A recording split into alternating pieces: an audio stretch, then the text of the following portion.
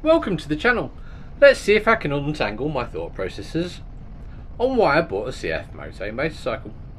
I didn't actually go to the dealership in mind to buy the Cfmoto 650 MT, so how did I end up owning one?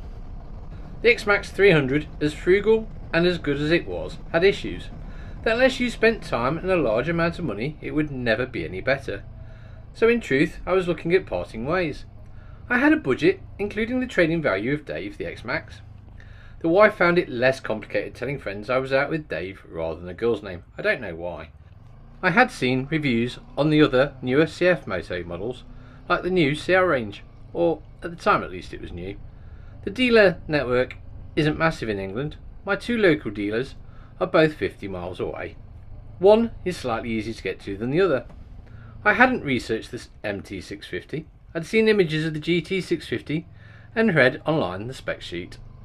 This wasn't bad, a bit like a car's brand, who design their own body shell but use other manufacturers for more specialised parts. I had a car like that, and to be fair it's been a reliable, cheap car, using technology that has already paid off its development costs. So I kind of see Cfmoto doing a similar thing.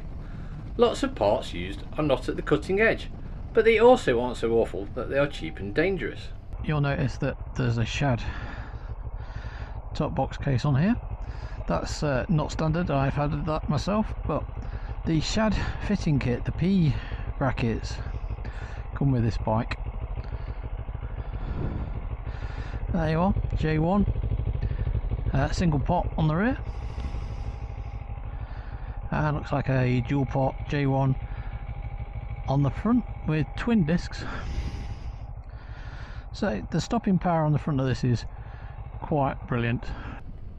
I didn't deep down want a Honda. There's a long story behind that and my history with Hondas. Yamaha or another Suzuki. So I'd looked at other manufacturers such as Triumph, Kawasaki, Royal Enfield, but nothing really ticked all the boxes. The other thing is, money is always a factor, regardless of what vehicle you're buying, and the Cfmoto landed inside the budget with a trading value of my current bike without borrowing more money, and that is always a bonus. The 4-year warranty also was a factor, and this was a brand new motorcycle, not a second-hand machine with an unknown history. It also wasn't a demo that likely had a very rough start to its life. The technology on this motorcycle impressed me. It had features I wanted for safety, but it was not overly reliant on them to make it easier to ride. Unlike, say, the XSR 900, which does everything to make life easier for you, or as a rider lazier.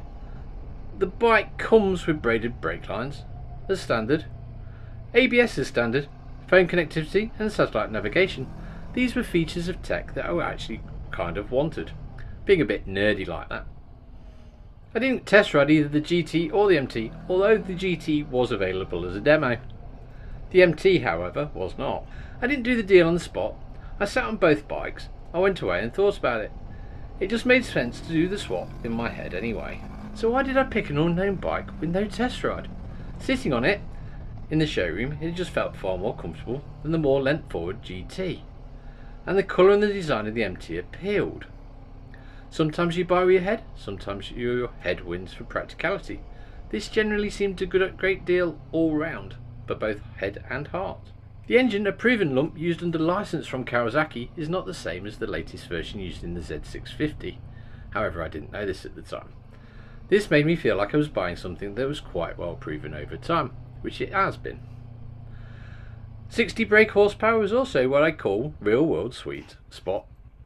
Ideal for roads and riding with pillion or luggage. 40 to 70 brake horsepower should easily be adequate for overtaking and just cruising on the motorway. Also, it shouldn't affect fuel economy that badly, increasing, well, doubling the brake horsepower. And the larger tank would allow a good range. But why back to an adventure style bike and not another maxi scooter? If you're asking this question, I considered the Honda Forza 750, but there is something about the foot placement that, just for me, was personally a no. And if you go and sit on it and put your feet down in a standard motorcycle position, you might find out why. It's been a fun bike to ride over the last 3,500 miles or so. It took me around Scotland, and I found out the brakes were 1,000 times better than the Xmax, and all the things I hated about the scooter were no longer an issue. Instead, I found others to contemplate finding solutions for. Extra lights were not one of them either. I certainly found out more on that trip than I would have done in an hour's test ride. No motorcycle is without its issues or quirks. They do say you can't buy a bad motorcycle these days. While that may be true, you can certainly buy the wrong one for yourself. And I'd certainly recommend test riding a motorcycle before you buy it. At one point, all the brands we think of as good or premium started where Cfmoto are today, as relative newcomers. Only time will tell if they make it. Cfmoto are trying to offer something the other manufacturers don't, at a price point that is attractive to those of us who don't have money to buy motorcycles over £7,000, for which a lot of people means buying used with limited warranties and hidden problems.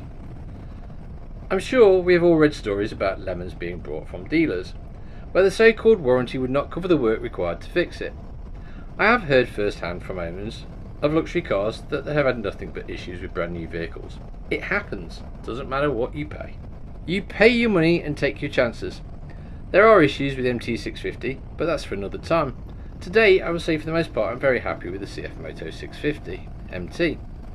Time will tell if it holds together as well as some of the more established manufacturers' motorcycles, or if I have some disastrous manufacturing fault.